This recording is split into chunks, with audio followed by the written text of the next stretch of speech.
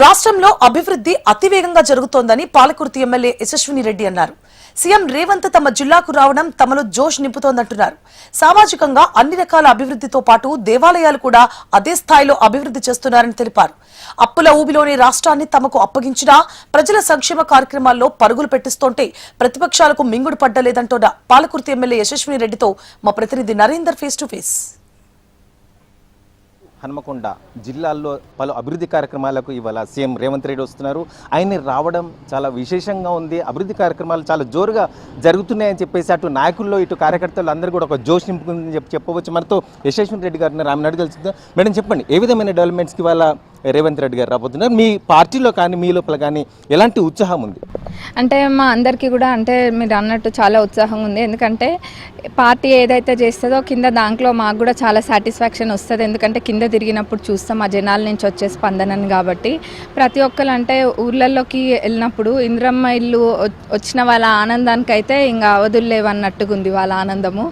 ఏదో ఇంతకుముందు చూసినట్టయితే ఆ డబుల్ బెడ్రూమ్లని వాళ్ళు ఒకటి చూపించి 10 మందికి 100 మందికి దానికి ఆశ చూపించి పెట్టినారు. అది కూడా ఎటువంటి క్వాలిటీ పరంగా అయితే చెత్తగా ఉన్నాయి అవన్నీ కూడా. కానీ ఇప్పుడు ఇందిరమ్మ ఇల్లు అనేది వాళ్ళ కళ. గతంలో కూడా ఏ ఊరికి పోయినా ఇందిరమ్మ ఇల్లు ఉంది అన్నట్టుగా ఉండేది. ఇప్పుడు కూడా ఇందిరమ్మ ఇల్లు వచ్చింది, పక్కాగా వాళ్ళందరూ కూడా సంతోషంగా కట్టుకున్నారు. మరి అది ఒకటో విడత అయిపోకముందే రెండో విడత కూడా వచ్చింది. అది కూడా ప్రజలందరూ కూడా గమనిస్తున్నారు. అంటే ఇది ఒక నిరంతర ప్రక్రియ, పేదవాళ్ళకి ఉపయోగపడే పథకం. అట్లనే అందరూ కూడా ప్రతి వాళ్ళకి కూడా ఒక కళ ఉంటుంది. ఎప్పుడైనా పేదవాళ్ళకి ఏదైనా మంచైనా చెడైనా మన ఇంట్లో కావాలి అని చెప్పి వాళ్ళ జీవితంలో కళ సొంతిల్లు ఉండాలని ఆ కళ ఇంద్రమ్మ రాజ్యంలో నెరవేరుతుంది. అట్లనే సన్న బియ్యము ఇవన్నీ రాష్ట్ర పథకాలు ఏవైతే ఉన్నాయో మనకు తెలుసు. సన్న బియ్యము అందరు తృప్తిగా తింటున్నారు. కరెంటు బిల్లు కట్టాల్సిన అవసరం లేదు. ఇంకా ఎన్నో ఉన్నాయి. రేషన్ కార్డులు కూడా నిన్నటి నుంచి ఇవ్వడం జరుగుతుంది. 10 సంవత్సరాలలో అది కూడా ఇవ్వలేదు. ఈరోజు ఏదైతే సీఎం గారి ప్రోగ్రాం ఉందో అది ములుగు ఇంకా పరకాలలో డెవలప్మెంట్ పైన ఉంది. ఎక్కువ ఇక్కడ పరకాల వచ్చేసి 100 బెడెడ్ అయినా, ఇంటిగ్రేటెడ్ అయినా, లేకపోతే డిగ్రీ కాలేజ్, ఇవన్నీ కూడా ఇంకా చాలా ఉన్నాయి. ఇంకా ములుగులో కూడా అదేవిధంగా అనేక డెవలప్మెంట్ కార్యక్రమాలు ఉన్నాయి.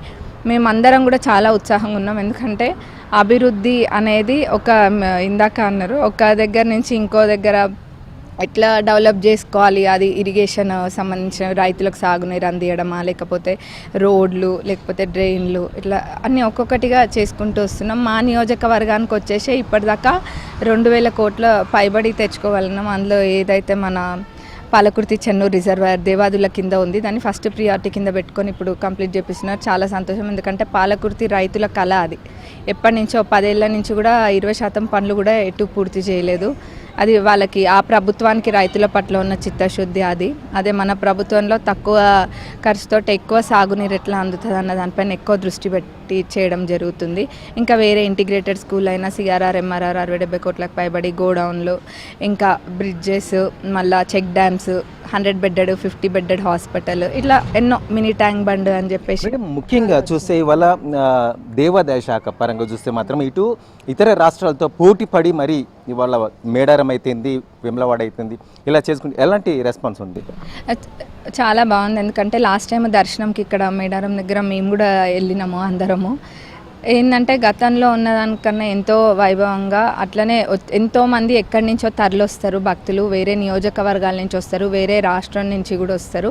వాళ్ళకి ఎక్కడ ఎటువంటి ఇబ్బంది జరగద్దు అని చెప్పి ఎంతో మంచిగా ఏర్పాట్లు చేయడం అయినా, అభివృద్ధి అయినా అప్పటికప్పుడు చేయడం జరిగింది. మరి ఇంకా కూడా దానిపైన ఈరోజు కూడా సమీక్ష ఉంది మేడారం అభివృద్ధి పైన కూడా. అంటే మన కల్చర్ని మనం కాపాడుకోవాలి అన్నది ఫస్ట్ ముందుకు తీసుకెళ్తున్నారు.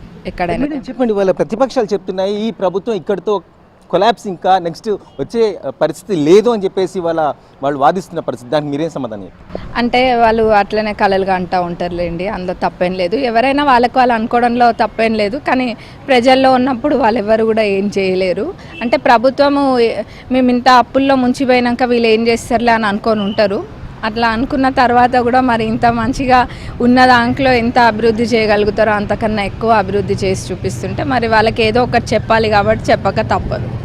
చూసినాం అప్పుల్లో ఉన్న ప్రభుత్వాన్ని ఇవాళ మేము అతి కష్టం మీదనైనా ప్రజలకు కావాల్సిన అన్ని సంక్షేమ ఫలాలు అందిస్తూ ప్రజల మన్ననలు పొందుతూ ముందుకెళ్తున్నాం కాబట్టి ఖచ్చితంగా మాకు ఎక్కువగా ఫ్లెడ్జింగ్ ఉంటుంది. ముఖ్యంగా సీఎం రేవంత్ రెడ్డి ఇవాళ జరుగుతున్న అభివృద్ధి అయితే మాకు చాలా ఉత్సాహాన్ని ప్రోత్సాహాన్ని కలిగిస్తుందని చెప్పి యశస్వి రెడ్డి చెప్తున్న పరిస్థితి. Cameraman Sampath Narender TV Hanumakonda.